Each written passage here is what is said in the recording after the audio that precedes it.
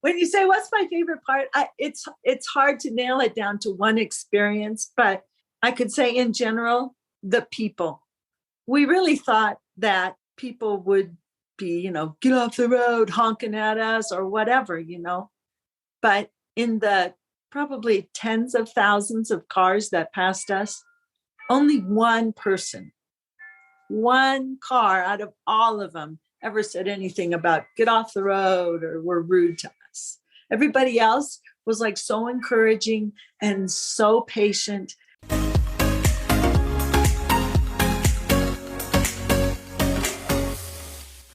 Hi, this is Anita from the Dusty Roads podcast. I'm here with Nadine, and I've known Nadine for a while. And Nadine and her husband, Brian, did something really exciting. Was it last summer? Yes. Yep. So 2021. Kind of tell us about the crazy thing that you did. Well, we started on the Atlantic coast in Virginia and traveled across America to Ventura. Tell them how you traveled. On our bicycles. On your bicycles. This is actually a mutual friend of ours, Carrie's question. Like, what made you think that you would be able to accomplish this and do this? Because how many miles is that, first of all, on a bicycle? Over 3,000. I have it on my phone, but I can't, but it's over 3,000 miles. And let's see. Well, when I asked my husband that question, he said, because other people did it. But then I thought, well, yeah, but that wasn't exactly my answer. I think the reason why I thought I could do it is because we had done a lot of little things beforehand. Like we had taken our family on a bike tour in New Zealand, and we did a bike tour in Taiwan with one of our sons. And yeah, seeing that other people could do it also, but I thought, well, let's see, we've done that. I like to camp. And we had talked about it for decades. Like it wasn't a last minute, well, let's go do this. Like my husband was first inspired to do it in 1976, when actually the first formal bicycle group went across America like that. They started in Washington and went down to Virginia. And it's called the Trans-America Bike. And it was the bicentennial. So they called it the Bike Centennial. And he thought, whoa, that would be so cool. So ever since we've been married, we've talked about, okay, we get retired and then we go on a bike ride. So that's kind of almost what we did. So what did you have to do to prepare for something like that? Because how many miles were you cycling a day? I mean, it's not like you just cycle for one day. It's like a constant cycling to get across America, right? So how did you prepare for that? Well, I do lots of kinds of fitness activities. So, and I didn't necessarily do biking all the time because it's cold and snow in winter, and I'm not a cold weather biker. I'm a warm weather biker. And so when we started in 2021, we started on June 1st, and it was still snowing in May. And by the time we left, we had gone on a few bike rides. And like I said, other fitness things to help us just be in shape. So really, when we started in Virginia, that was our training. And it's more psychological than it is the physical.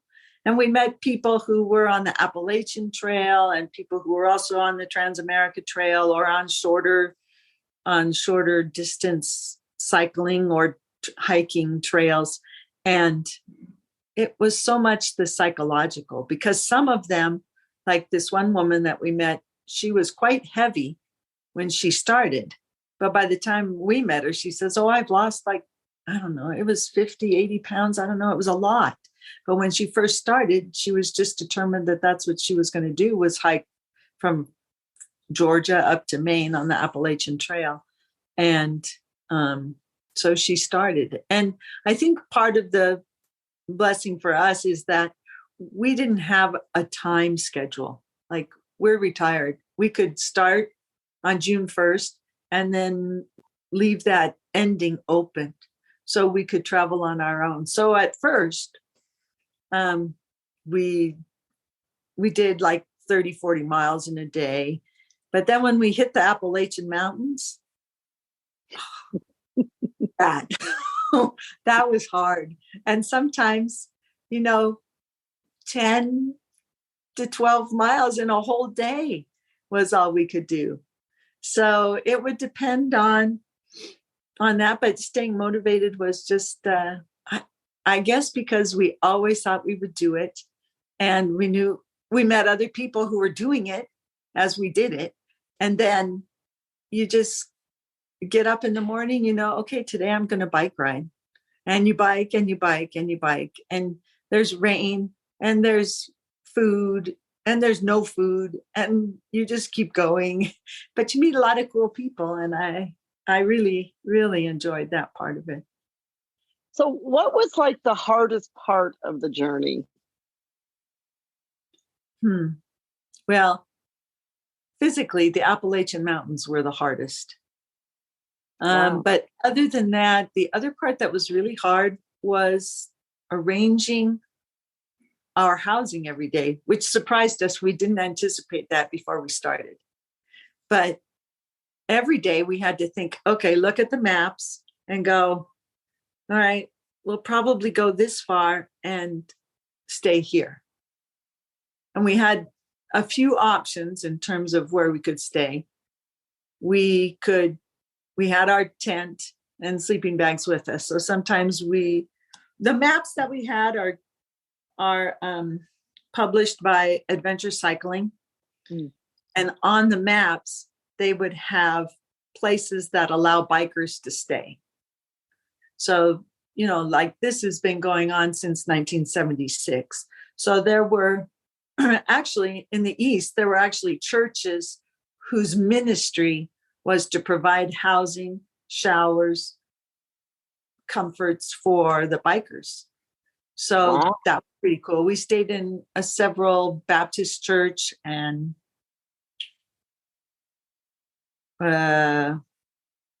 mostly Baptist church. Of course, you're in the South, East. So a lot of Baptist churches and Methodist churches.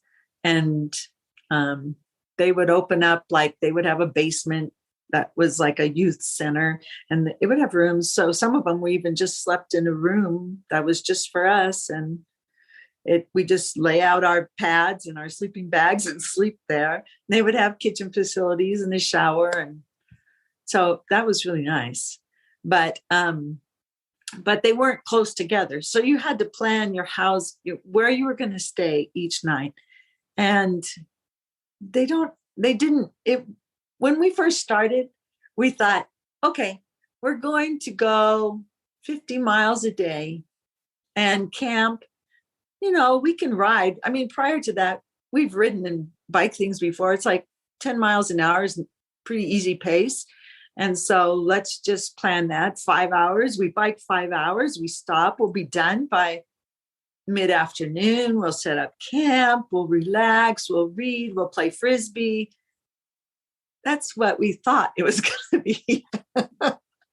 But no, it was not that at all. And we'd plan our housing. So we'd have to bike to that place. If we got too tired beforehand, then we'd have to find a different alternative. And that's funny. But that was the biggest challenge, was just trying to figure out, okay, where are we going to stay tomorrow? And then we map out our thing. Okay, tomorrow, let's try and go here. And then we had the church hostels and our own tent where we could do, just tent along the side of the road, which we never really did because it just didn't seem that safe. And then third, if hotels, like on the weekend, sometimes we would do hotels because Sunday was usually a non-biking day for us. And so on Saturday, we would check into a hotel and just spend Sunday relaxing and planning our next week. And then Monday morning leave. So how many people are doing this? Like you said, the churches are set up for this. So, I mean, did you run into a lot of bikers along the way? Is this something that, thousands of people are doing, or is it a few hundred or? Well, I would estimate thousands of people are on bikes every day and doing trails, whether they be, not very many people are going to go 114 days like we did, but we would easily repeat parts of that trail and just do it for a week or do it for a couple weeks. And people are doing that all the time. Like there was one man at a bike shop, he owned the bike shop, and he said that he and his son did this Trans-American Trail, but they did it, he would only have a week or so off during the summertime, but they completed it in sections. So they would do that section and go as far as they could during their summer break, his summer break, and they completed it. In fact, I think they've completed it twice. So there are a lot of people, and we met quite a few people of all different ages. I didn't see any families with young children, but adults. Like we met two men, they're 78 years old, doing the Trans-America Trail, and they had e-bikes. And they said that worked out really good because there was, they had to plan it according to where they could plug in. But that it, usually they're 78 years old. So people say, you want to plug in here? Sure, go ahead. And so they had lots of places where they could plug in and charge up their bikes and then go again. Wow. So you saw people of all ages doing this, like literally all different ages. Yeah, some young folks. And they actually have a race on this Trans-America Trail that some people do. We started June 1st, and we started in Virginia. A lot of people start on the West Coast because it's more downhill. The winds blow with you as you go across the middle America, and then they end up in the Appalachian Trail and then down on the coast. And so we started June 1st on the East Coast, where this race started on the West Coast. And we were not even through Virginia, and we met this guy who had been racing since June 1st, had made it all the way across America, and was like we met him, and we're like, he does like over 100 miles a day. He just rides, and then flops somewhere and gets up and rides. And that was amazing. I thought, we're not even out of Virginia. And we had barely made it over the Appalachian Trails. We were like dying. He's made it all the way across America. Wow. He was younger than us. But the funny thing was, he chewed tobacco. It was like, how could you even do that? We're talking to him and he's spitting, and I'm like, I don't know how your body can function like that and have that toxic stuff in it, but he did. And it was just amazing because you're so thirsty and you're constantly, but maybe that helped him. I don't know. So you started on June 1st, and when did you finish? September 22nd. Wow. Yeah. So our June 1st, what that entailed was going on the front runner train here in Utah down to the Amtrak station. And then we took Amtrak. I think it went through Chicago over to Washington, D.C., and then down into Virginia, Yorktown. And then we met some friends there, spent some time in Virginia, and then started our trek on, I think, June 7th. So the following month. And so then you didn't finish till September 27th, did you 22nd. say? 22nd. Wow. Mm-hmm. So what was one of your fondest memories? Oof. We've heard your hardest was was, finding how the Appalachian Trail. Yeah. And that was just, and we found out later that's actually the most difficult part of it. And most people have already gone across America and then that they go over the Appalachians, but we started there. Because the Appalachians are like this. They're up and down, right? Up and down and skinny, tiny roads. And how many miles is it? How many miles is the Appalachian Trail? That's a good question. I don't know. So you were doing the Blue Ridge Parkway. How many days were you in the Appalachian Trail by cycling?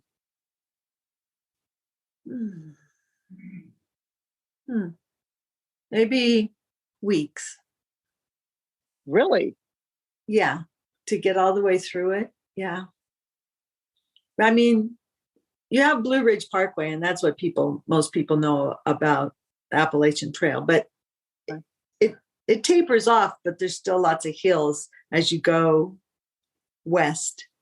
And it starts, not too long after we got off I think it's called the Parkway Trail. And then we went into the Appalachians from there. So were you on trails or were you on roads? Both. The adventure cycling maps, where there were trails, they would put us on them because that's the safest, right? You don't have cars, you don't have other things. So, but most of the time we were on roads because those trails don't exist in lots of places. So we were on the road a lot. And one of the cool things was, especially in the Appalachian Mountains, they're just 2-lane roads and they swerve like this and go up and then down and then up and then down. And so sometimes we're going up at maybe, if we're lucky, 4 miles an hour. And these cars behind us, they would be so patient and they would just be behind us going up this hill at 4 miles an hour. And then we would get up to the top and look to see if any cars were coming because we would have the vista and then we would just say, go, go, go, pass us. And then they would pass us and they would honk and wave and thumbs up and, cheer us on. And it's like, thanks. Wow. But when you say, what's my favorite part? It's hard to nail it down to one experience, but I could say in general, the people. We really thought that people would be, get off the road, honking at us or whatever, But in the probably tens of thousands of cars that passed us, only one person, one car out of all of them ever said anything about get off the road or were rude to us. Everybody else was like so encouraging and so patient. And, we had people stop and tell us, there's a storm coming. You got to get out. I mean, when we were in Virginia, that rain just comes pouring down. And they're like, you've got to find some place to go. And that happened more than once. And then other people, we're a little bit lost. We're looking at our maps. And this man, he stopped his truck. He was an older man, older than us. And he stopped his truck like in the middle of an intersection, gets out, and he's like, oh, are you guys lost? What are you trying to find? And we show him, and he's telling us because he was a biker also. So he's like, oh, well, just go here, and you go straight up there and then here. And so people is, I think, my favorite thing about the whole bike ride. We had, I don't know how else to describe them, but they were angels. They came at times when we were in desperate situations and they would save us. And I get emotional, but really, at a time when America seemed so divided and there was a lot of hate and anger, it was restored my faith and hope in the people and in our country, and just made me think, you know what, there's a lot of really, really good people, and they're not the ones voicing out in anger and contention. They are just doing good things and blessing the lives of lots of people, including strangers who just come up on a bicycle. That's such a great thought, about the, about, restoring faith in humanity, that people who cared, basically, right? Right. Like you said, they could have been mean or nasty, but instead they stopped and helped and you're angels along the way. Right. And I'll give you an example of one person. We were riding our bikes. We were in Illinois and on our way into a big city. Can't remember which one, but there was a detour. And so we were a little bit lost when we came upon this place where there were a few ways we could go. We're like, and so we have our map out and we're trying.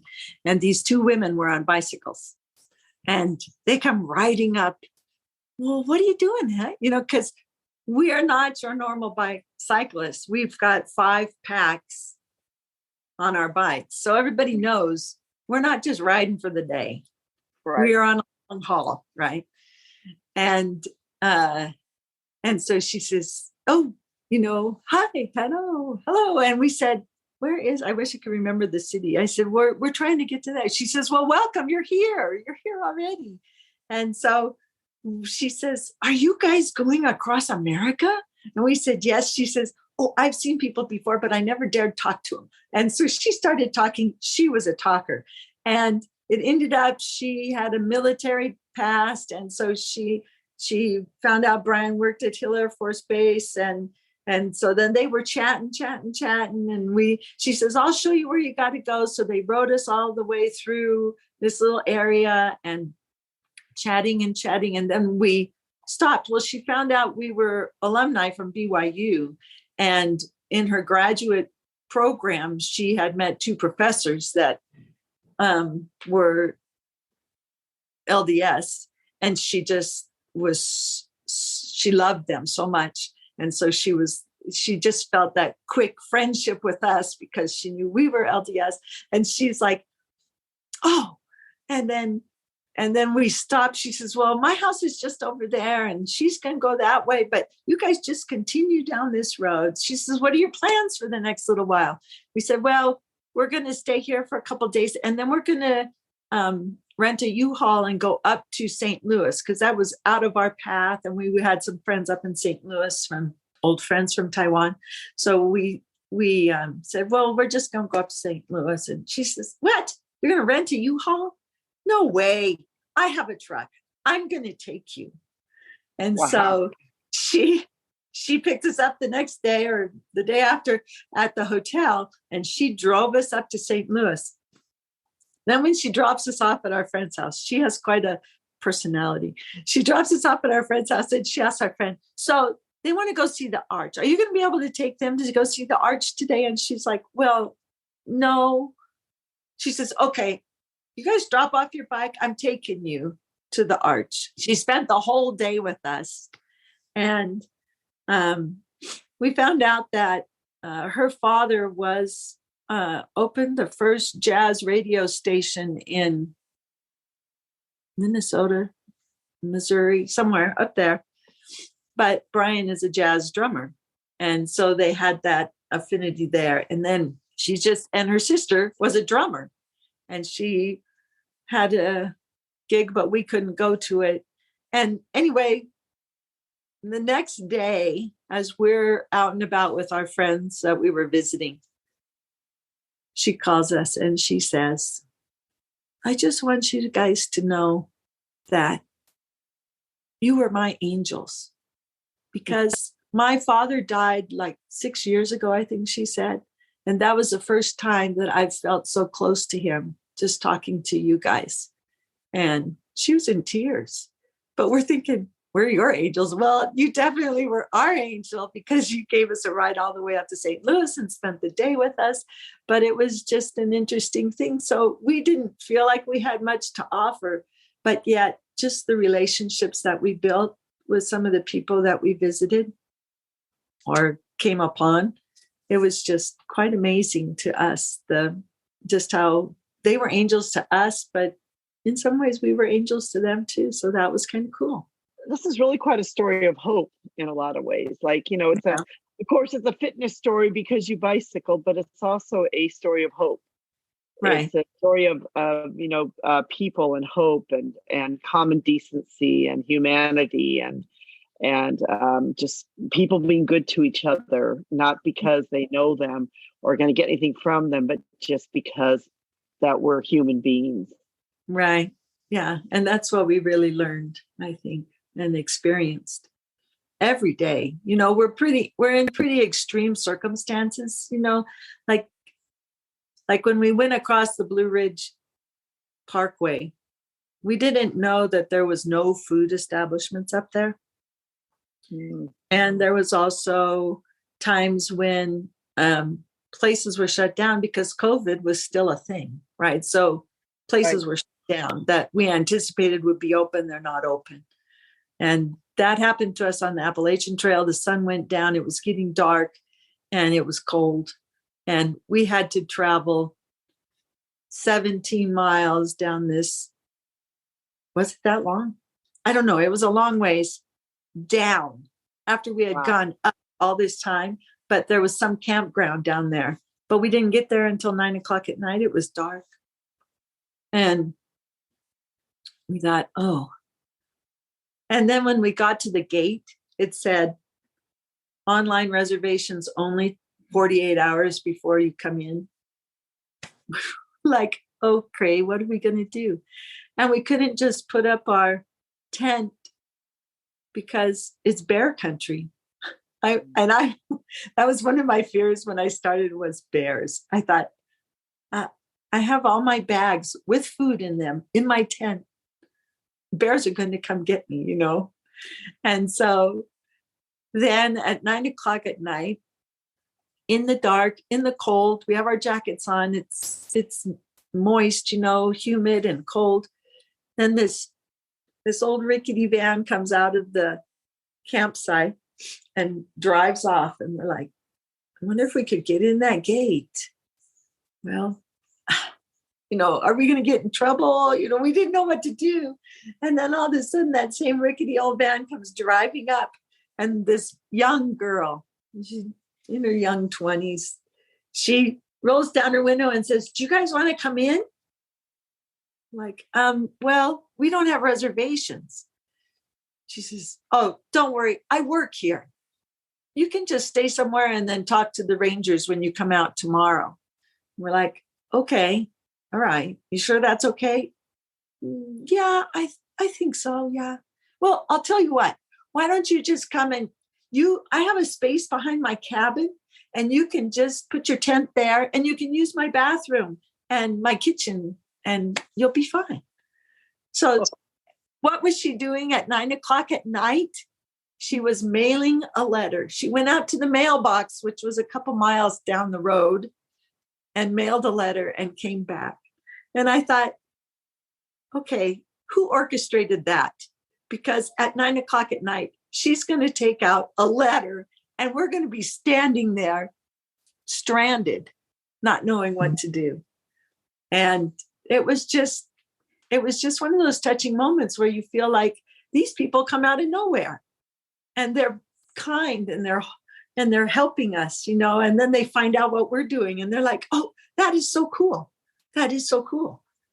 And they just want to help us accomplish what we're trying to do. And I don't know. Yeah. Like you said, it's all about humanity and being kind, helping people achieve their goals. I think, with fitness, a lot of times, if you do it with somebody else, it's so much easier because you are encouraging each other. Right. That's such a great story. I have a final question. I really appreciated, Nadine, your story. And I think, it just goes to show that, yes, doing something like this is great, but at the same time, it's about people. Right. That's kind of the message that I've kind of gotten from you. It's about the people that you've met along the way that actually made it such a great adventure. Yeah, it's true. You were saying something about that you still have an Instagram account, right? Yes. Yeah. And so I'll put a link in the description so people can check out your Instagram account. Right. It's a daily record, pretty much daily record with just short little synopsis and lots of pictures. So it's fun to look at. And did you make a book about it? I did. You can do that on Instagram. There it is. Wow. There we are. Great. And so you made a book and you did your Instagram account with it, and did you give the book to all your children? No, I just have this one book. I gave it to my husband. That's great. That's great. So do you want to maybe just mention real quickly, I was going to ask you at the beginning, but what countries have you lived in? Because you guys have lived all around the world. Oh, yeah. We've lived in China, parts of China, Hong Kong, Beijing, and Chengdu. And we've lived in Taiwan the most. And that's mostly where we've lived in America, different parts of America, and in Asia. So that's where your husband worked for the State Department. He's a diplomat. Correct. Yep. Okay, Yep. Great. So, because you mentioned Chinese several times. So normally I ask people at the end of my podcast, what motivates you to do what you do? I mean, obviously, I've known you for a while here. And one of the things I've always been amazed about you is you've really been somebody I remember once having lunch with you and you're like, oh, I don't eat sugar. And you're just very disciplined. And, here you guys have traveled across the United States. And I just still remember that. And it always really impressed me because you just seem like a very, disciplined person for your fitness and your health and other things like that. And so, but not just for the health part, but what motivates you to be the person that you are and to do what you do? What's your motivating factor? That's an interesting question that I probably will find better answers for as I think about it later. But I'd say I just really enjoy life. I feel like our life has a purpose and it's meant to have joy. And I find as I take care of my body that I can do more. Of course, a great motivation is my grandchildren. I want to be alive and healthy for them and be able to play with them because I love play and I love being outside and I love nature and I love riding a bike and hiking and cycling. And I've always really enjoyed those things. And so they've been a part of my life. When I was, in my 40s, I was diagnosed with rheumatoid arthritis. And so that's been a great motivating factor for me to keep my health and my fitness level high because I want to continue to be flexible and keep my joints healthy. And so that's a big motivating factor for me is just to be on top of that and stay healthy. So that's, in terms of fitness, that's probably my biggest fitness motivation. But even prior to that, I did a lot of things and enjoyed it. But since that diagnosis, I'm happy to say that I've ran in half marathons. I've hiked long trails, spent all days hiking, and then have cycled across America. And we also are involved in another cycling relay that's called Salt to Saint. It goes from Salt Lake City down to St. George. And that is next month. And this will be our 4th year. We missed it last year because we were cycling across America, but this will be our 4th year participating in that. And we do it with an 8-man team and we just each keep rotating till we get there. And it's not a race, it's just that, so it's fun. But and other than that, I love life and I love adventure and I love spontaneous things. And that's kind of my nature. And so when things come up, I'm like, yeah, I'll do it. And yeah, let's give it a try. And I guess that's my motivation, is that I really enjoy doing things with people. I like helping people, and I like accomplishing things. Those things bring me joy. I think that's so amazing because so many times we think that people that are doing things like this don't have any problems, that they don't have any health problems, that, they're super fit and I can't do it because I have bad knees, or I can't do it because of this. But, here you are with rheumatoid arthritis and you're cycling across America. It just goes to show that it's like you said at the beginning, it's about your mental state of you deciding that this is something that you're going to do and accomplish and finish, and that it's sort of like mind over matter for you to decide. It's not a matter of saying I'm the fittest, I'm the most healthiest. It's a matter of you saying, I am going to do this, and not worrying about the rest of the stuff, that whether you have rheumatoid arthritis or some people, if they're cancer survivors or whatever it is. Instead, you're going to go and you're just going to do it because that's something that you want to do. Right. And yeah, that's exactly right. It's just something, and it really is, because people say to us, oh, I could never do that. And we're like, yes, you absolutely can, because we're just normal people and we get on a bike and we ride. And in the morning we wake up and we would ride our bikes.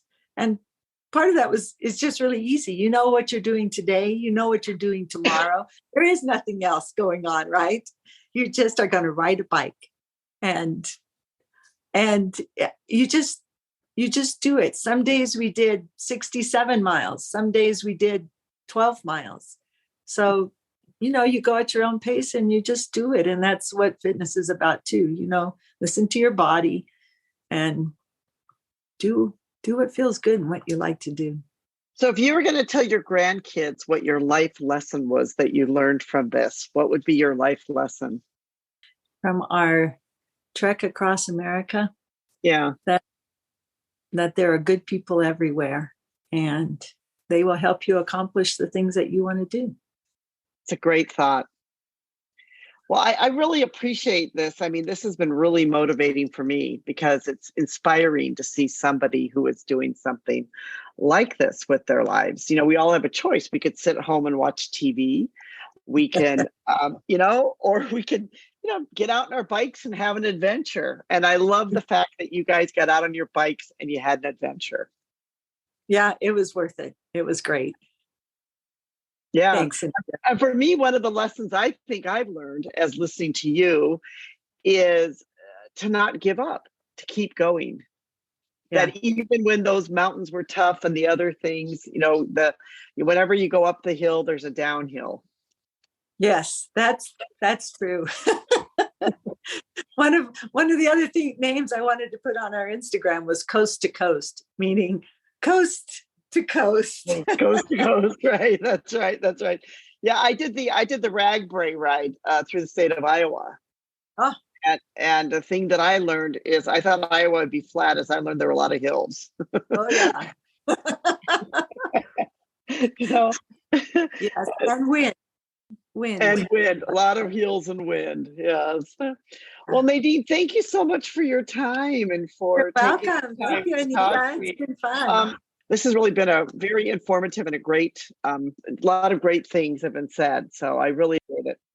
This is Anita from Dusty Roads Podcast. Thank you so much for listening. We really do appreciate you. Thank you to our production crew, to Rico for putting together these podcasts, and take some time to subscribe and join us and become part of our community. We'd love to have you join with us. Thank you so much for listening.